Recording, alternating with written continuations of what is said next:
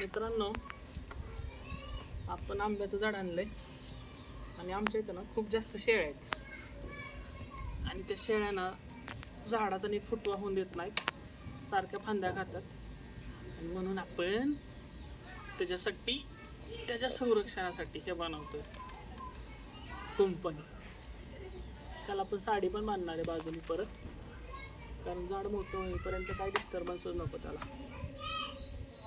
चला आता तुम्हाला पूर्ण झाल्यानंतर व्हिडिओ दाखवतो. हे कसं बनवायचं ते पण मी सांगेल.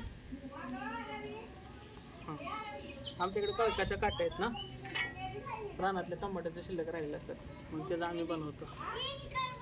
एकदम सोपं कंपाऊंड म्हणजे बंद करू का? नाही, फक्त काट्या नको, काय नाही, फक्त काट्या घ्यायच्या आणि 4 काट्या चारी बाजूला उभ्या करायच्या, आडव्या लावायच्या. प्रत्येक खाली एक बेस तयार करायचा, सपोर्ट होतो तयार.